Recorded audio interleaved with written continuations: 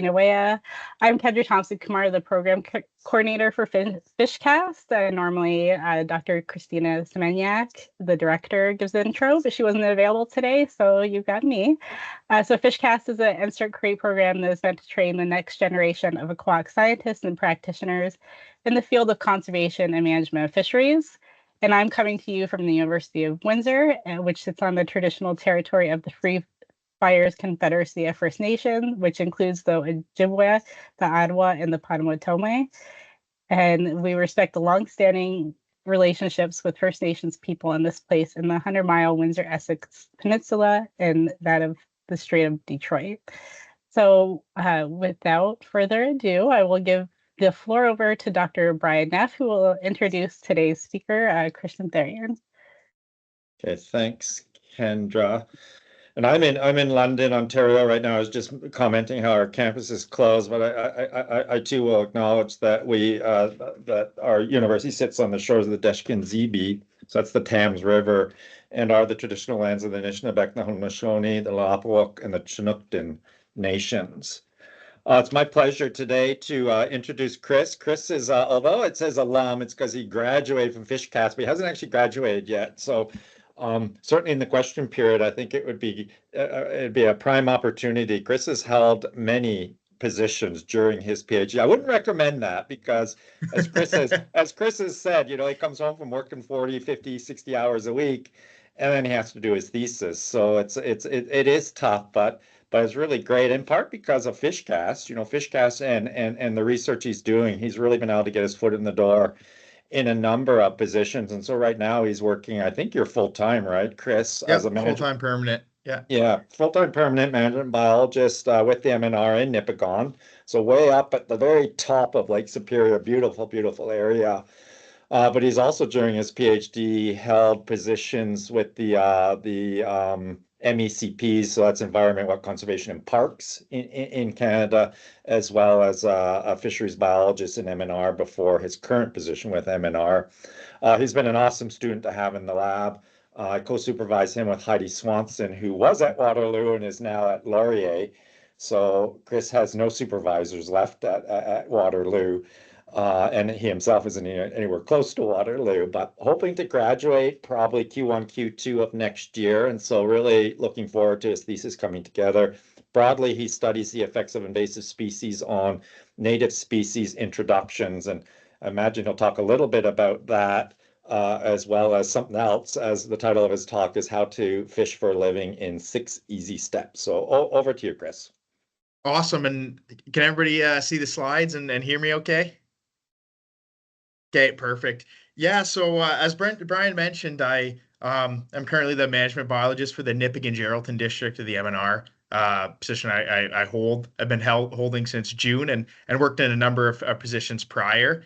And putting together this talk, I really aim to bring some of the things I've learned over my career and bring some career advice, to the FishCAST trainees and tell them about kind of my journey to how I got here. So when I was putting together this talk, I originally had it titled "How to Fish for a Living in 6 Easy Steps." Well, you know, after looking through my slides and then practicing a couple times, I think maybe how to manage fish for a living in 6 Easy Steps might be a more appropriate title. So again, as Brian mentioned, I'm currently just wrapping up my PhD part-time at the University of Waterloo, where I was supervised by Brian and Heidi Swanson at Laurier. Here I studied the effects of invasive species on native species reintroductions, specifically the effects of invasive species on lake trout reintroduction throughout the whole province. So you can see a picture of me and former FishCAST alum there, Peter, at SCAST back in 2022, presenting some of our work. Prior to that, I was at Western University, did my undergrad and my master's there on projects related to Atlantic salmon reintroduction. So you're starting to sense a theme here with reintroduction and management of native fishes. And actually, as a FishCAST trainee, I did my internship with the Aquatic Research and Monitoring section of the MNR out of the Sudbury office. And here I studied the restoration of acid-damaged lakes and worked together on those projects related to that. So picture at the top left there, me and two smallmouth bass in the Sudbury Basin. So in my position as a management biologist, I get to fish, I get to do a lot of fishing, and very appropriate for a FishCAST graduate. So some of the duties I get and some of the work I get to do is management of post-stocking efforts. So for example, picture at the top left there, that's me in a nice splake as well as a nice burbot that we caught in a net, doing monitoring of how our stock fisheries are doing after we stock them. So, how's the growth doing? Is there trophy potential? What are the numbers like? What are the fishermen on the landscape saying? So that's one of the duties. In the middle there, the picture of me and the lake trout, that was from this past October. I did lake trout spawn surveys out in Kalala Lake in Big Digon, Anishinaabeg's traditional territories. Here we were looking at identifying and characterizing spawning habitat of lake trout in that system. Because it's a dam managed system, they're looking to remove that dam. So how is dam removal going to affect lake trout and their spawning habitat? Lastly, on the right there, that's me from November. Here I was doing mark recapture as a way to measure population size for brook trout in the Aguasabin River, a river system that's affected by hydroelectric production. So seeing how water management plans on that river is affecting brook trout fishery and their population sizes. And I'm safe to say they're doing quite well, and they're pretty nice fishery there. But my job isn't all fish. I work with a number of other taxa. So the picture on the left there, that's me and the team. We did do a lot of helicopter work and a lot of work from the air, whether it's related to moose aerial inventories or one big part of my portfolio is caribou restoration and reintroduction. So whether that's nursery surveys, winter use surveys, and actually whole population estimates on the Lake Superior Islands. So that's actually where we are on the Slade Islands Provincial Park in that picture.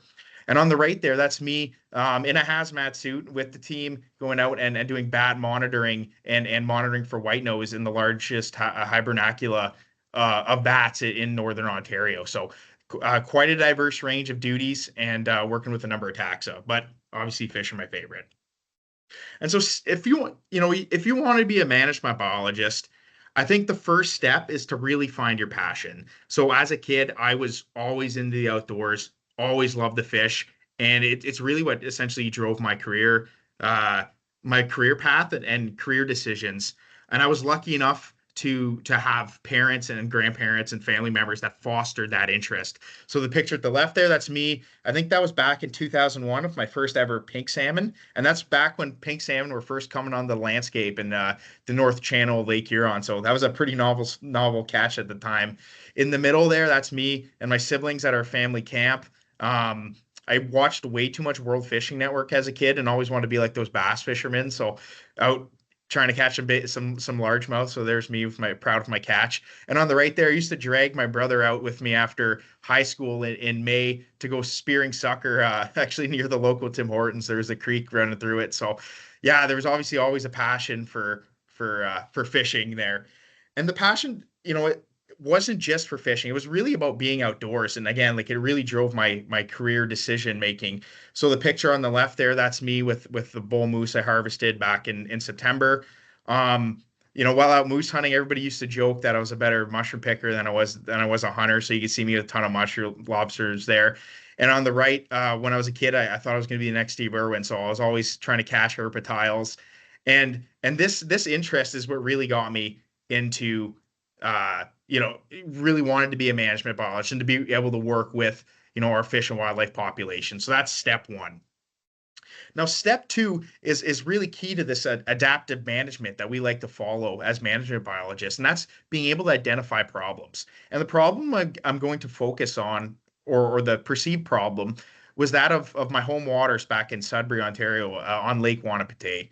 So I remember as a kid, you'd sit by the fire, you'd be at camp talking to the grandparents, talking to, some of the neighbors, and they would tell stories of just titanic lake trout they used to catch, like big, big lake trout, right? Well over a meter, huge. So picture on the left there, that's my grandmother back in 45 with a great big lake trout. In the middle, one of my distant relatives, again, probably a 220-pound lake trout in her hand. And on the right, again, another distant relatives with a good morning haul of lake trout, big, big fish. However, I'd hear these stories, and it didn't matter how many hours I spent on the water, on this lake, didn't matter what technique I did, what technology I used. I couldn't catch fish bigger than about, 600 millimeters, that mid 500 millimeters, 20 something inches. Um, and so those fish you see there, those are ones we've caught over the years, and that seems to be the average size. And so it kind of raised the question, like, where did these big fish go? And really, how do we get them back? Right? Like, surely, my grandparents weren't lying. The stories, maybe they add 10 pounds, but are they adding 20? Like, where did they all go? And before we can answer those questions, we got to step back and look at the story of Sudbury, Ontario, and the Sudbury Basin. So in the Sudbury Basin, and I mean much throughout Ontario, lake trout are important species commercially, recreationally, economically, and important food fish for the Indigenous peoples in the area. And myself being a Métis person, we ate a lot of lake trout growing up. However, despite that, Sudbury was at one point the nickel capital of the world, right? And was, through nickel smelting operations, the largest point source polluter of sulfur dioxide in the world, releasing over 2,500 kilotons of sulfur dioxide annually. And the result of this sulfur release was large scale acid rain events that, by 1980, had lowered the pH in several lakes and actually extirpated lake trout from 89 lakes in the Sudbury Basin, including killing off whole lakes, like not a fish, not an invertebrate left. So the map on the bottom right there, that's the Sudbury Basin. That dashed line, that polygon, is actually what they call the lake damage area, where acid rain events were great enough to lower pH of lakes, and those dots represent extirpated lake trout populations.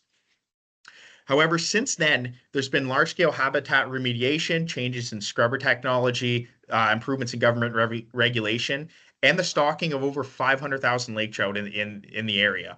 However, despite these reintroduction efforts, they've only been successful in approximately 30% of target lakes. So the map at the top right there shows Ontario. Circled in red is the Sudbury Basin.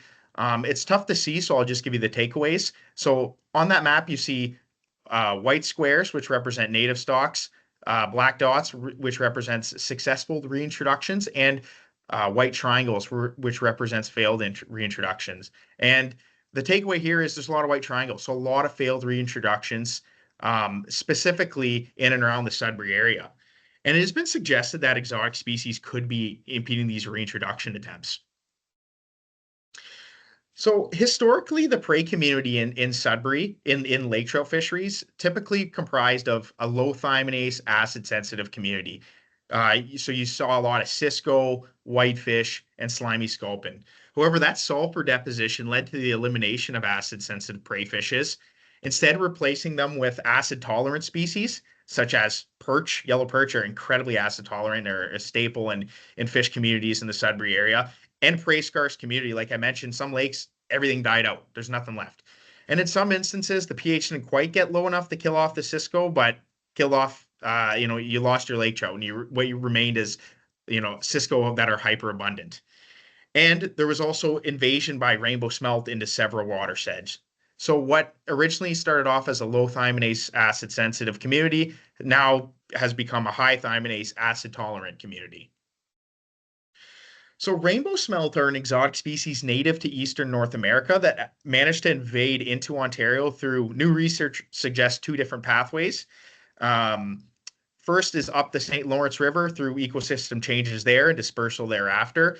And the other is through a point source introduction in the Crystal Lake, Michigan, where they managed to disperse into Lake Michigan and then again dispersal thereafter.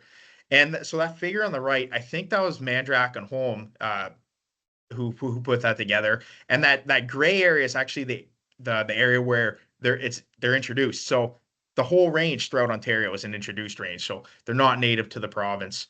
And unlike their native counterparts, they have high levels of this enzyme thymidase, which breaks down thymine in the bodies of those fish that consume it and can contribute to thymine deficiency, which is an ailment that affects all organisms, even humans, and which is known as beriberi. And research has shown that high consumption of dietary thymidase has been linked to low survival, low egg viability. And most recently, we have FishCAST, shout out to FishCAST alum Peter and Kevin, where they discovered that it has implications for heart hypertrophy and maladaptive heart growth. So there's reproductive failures and actually population level consequences to the consumption of this prey fish. So here we aimed, as a part of one of my PhD chapters, to determine the effects of rainbow smelt on Sudbury's lake trout, specifically looking at the effects of rainbow smelt on the prevalence of thiamine deficiency, heart morphology, and growth. And to do this, we went out and we did a lot of fishing. You can see caught a couple nice ones there in the bottom left. And we collected lake trout from 22 lakes with and without rainbow smelt throughout the Sudbury Basin. So in red, the map at the top right there, it's of the Sudbury Basin. In red, those are lakes with smelt, and in blue, those are lakes without smelt. And that big lake there, that's Lake Wanapitei, just for some reference. And for this talk, I'll be mentioning how we measured ventricular mass, so which is a metric of heart size, muscle thymine concentration using high performance liquid chromatography, and we also modeled growth in these fish. So looking at muscle tissue thymine, here we have muscle tissue TDP or thymine diphosphate concentration of lake trout from lakes with and without smelt. So we have that muscle TDP measured in nanomole per gram on the y-axis. All the different lakes I looked at on the x-axis, we have a dashed bar at 1 nanomole per gram representing the threshold of thymine deficiency. In those blue boxes are lakes without smelt, and in red, those are lakes with smelt. And what you can see is thymine concentration is incredibly variable across lakes. And there's no difference in muscle thymine based on the presence of smelt alone. So just because there's smelt in the lake doesn't mean they're automatically thymine deficient or have lower thymine concentrations. However, in Lake Wanapitei, the lake in question, we did discover fish that were below that threshold for thymine deficiency and could be, and were symptomatic of thymine deficiency. And this represents the first instance of thymine deficiency in inland North America outside of the Great Lakes. So what does this mean? What are the negative effects of smelt on these populations? Well, here we're looking at the negative effects of smelt on growth and heart morphology.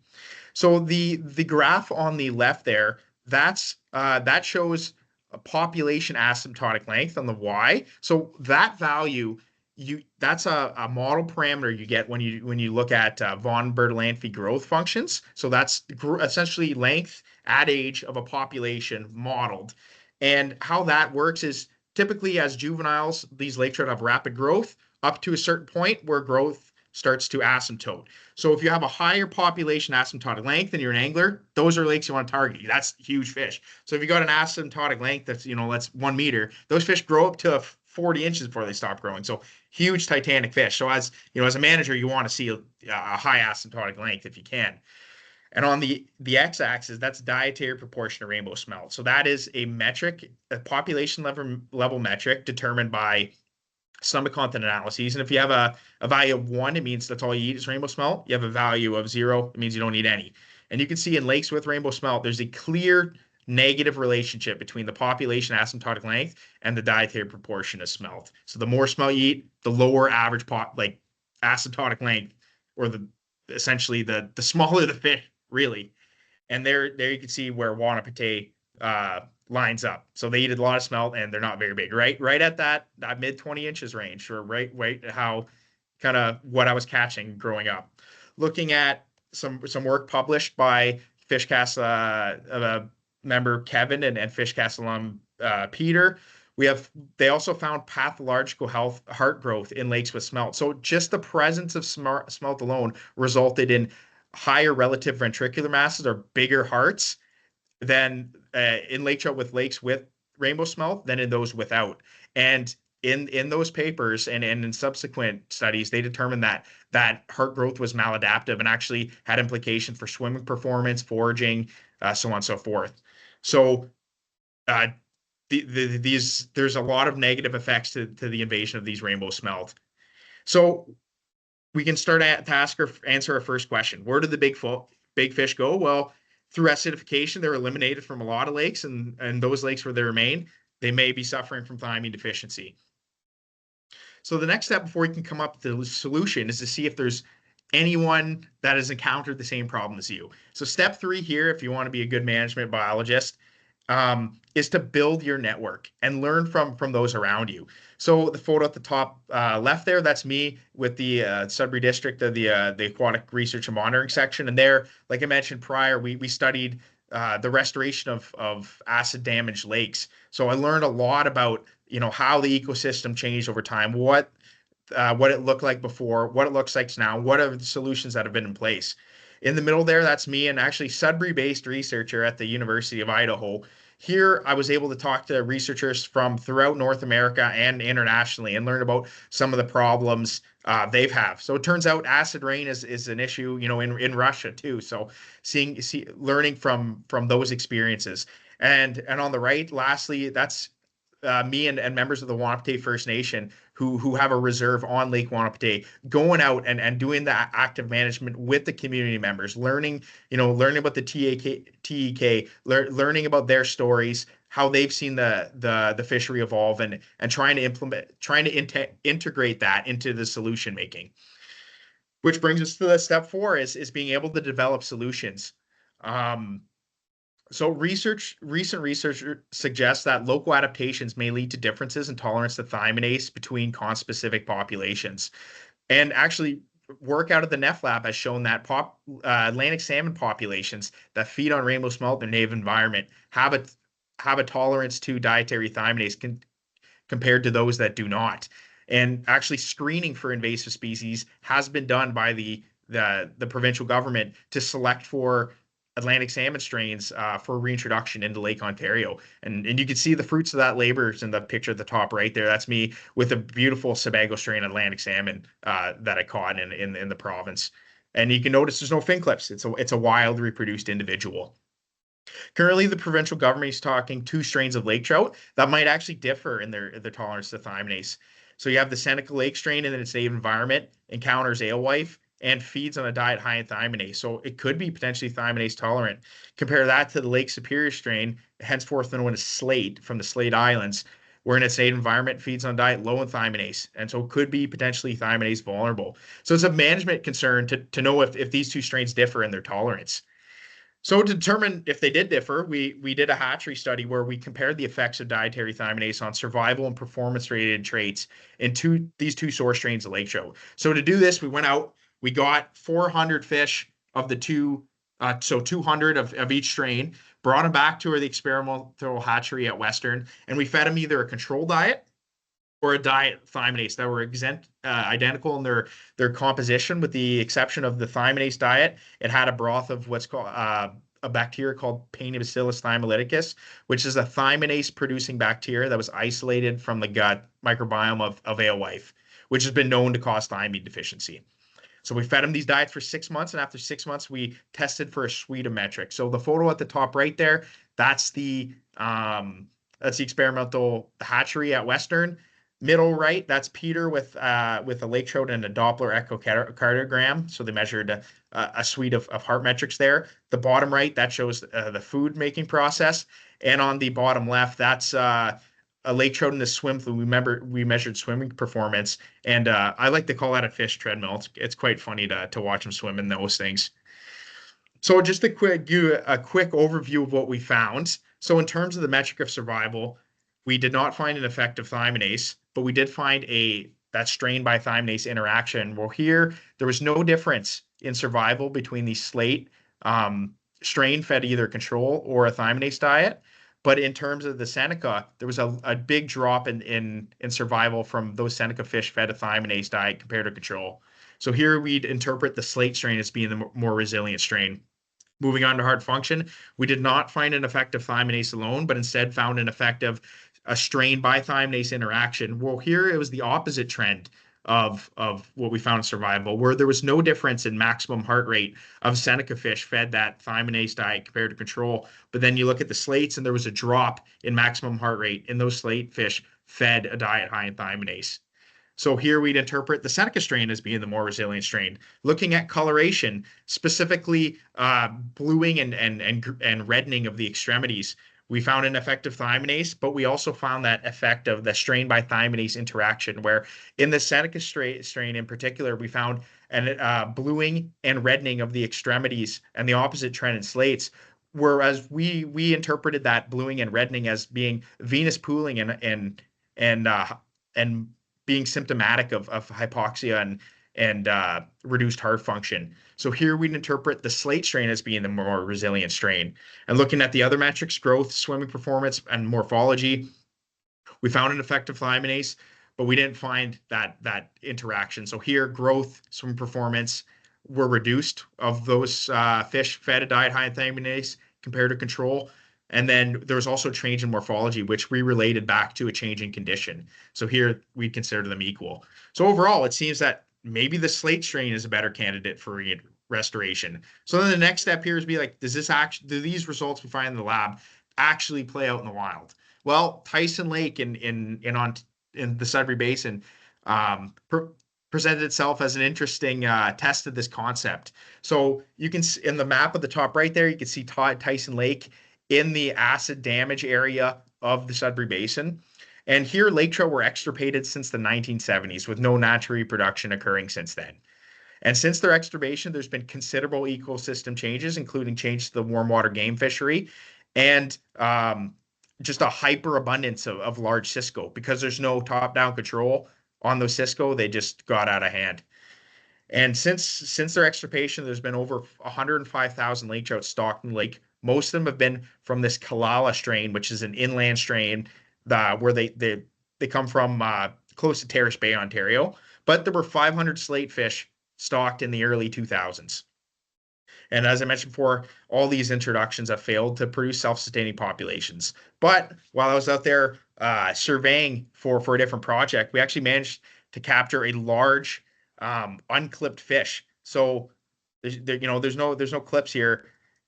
Could this be potentially the first instance of natural reproduction? So we should look into this.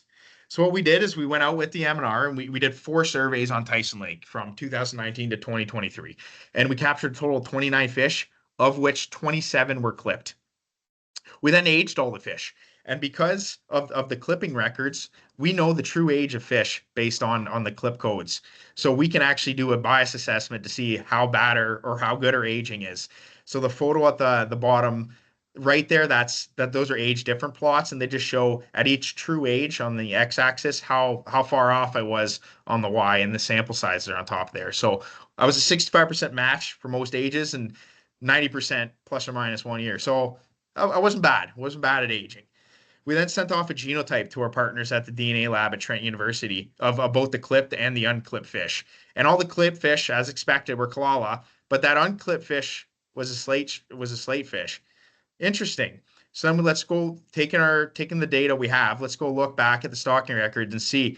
And it turns out that those stocking in the early 2000s, those fish would be about 24 at the time of capture, whereas that unclipped fish was aged to 14. And because I'm typically not off by a decade, only a couple years, this does represent the first instance of natural reproduction in Tyson Lake and provides some evidence for that idea of differential performance of lake trout strains during reintroduction programs. So I didn't mention this earlier, but in Kalala Lake, those strains, we actually just went out and did a bunch of food web work, did the lake trout spawn survey, and we kind of discovered that they typically only eat young of the year cisco in their native environment, and then they switch over to yellow perch. Whereas in the Slate Islands, data suggests they eat typically really big cisco. So they can provide that top-down control of the cisco and might have a higher performance in lakes where they occur. So we've actually made changes to the district stocking plans to account for that and try to match the strain to the environment type. And actually, the slate strain has been successfully reintroduced to other lakes in the Sudbury Basin and across the province where both cisco and rainbow smelt occur. So you can see in Birch Lake and Kevin with his fish he caught from Whiskey Lake. Those are both slate fish, and we know that because we genotyped them. And research is ongoing in other systems. I've actually set up and put in proposals for more projects to do that lake, that specific research on strain selection. So how do we get them back? Well, maybe we could use strain selection. So before you had these titanic lake trout, the thing of legend, but through acidification and smelt invasion, now you had dinky fish, in the mid 20 inches, 500 millimeters. Well, in lakes where you're doing reintroduction attempts, maybe one thing you could do is use strain selection to select for lake trout strains that might have a performance advantage in those habitats. And maybe one day you could have those big fish again. So the next step, and a really important step, and one that's actually that's really pushed by FishCAST through their outreach micro credential, is to share your research. Share the success stories, share the failures, get out, go to conferences, talk to your local fish and game agencies, and just talk about your research. It's incredibly important. So you can see the picture at top left there. It's me at the International Char Symposia sharing my research to a global audience. Another thing too that people will really love you for, especially as a fisheries manager, is bridging that link between fisheries management and recreational angling. So I've become a part-time contributor for Outdoor Canada, and I wrote a series article with fishing legend Gord Pizer to essentially take away some of the takeaways from the research and apply that to a fishing aspect, right? So how to exploit Cisco biology to catch more fish. Or we discovered a warm water pattern where fish were up high in warm water, eating leeches and benthic invertebrates. So exploring that to catch more lake trout.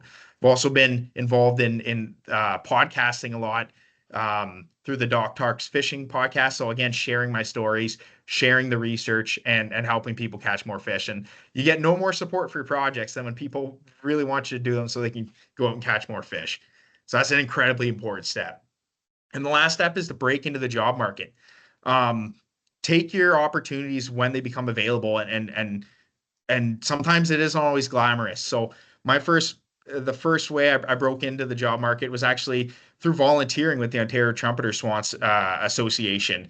So I wasn't afraid to get my hands dirty, and I was quite good at wrangling those trumpeter swans to get them tagged. So that was kind of my first step in the door and starting to build contacts.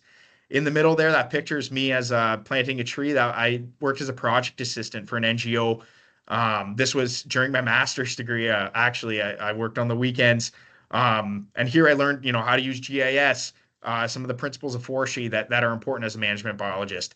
The photo on the right there, that's me and my first ministry job as a fish culture technician at the Therrien Fish Culture Station.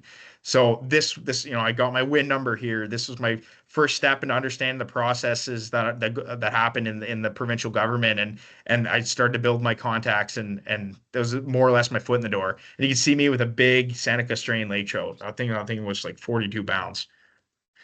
And one thing that isn't a stat, but is really important to highlight is don't forget to highlight the skills you have. And some of them you might not think will be applicable to a job as a management biologist or other jobs in the field, but they are. So for example, I did, much to the chagrin of my supervisors, I played semi-pro football during my PhD. I was a D tackle. So what does that mean? Well, I can move a lot of weight. So I'm good at portage and, boats, motors. That comes in handy for field work. And it's not just because I'm big. I saw my supervisor, Heidi, run up a hill with a 15-horse motor strapped to her back. So, if you're good at you're resourceful, don't forget to put that in your resume. I know there's a couple FishCAST trainees that are like flying fishing guides.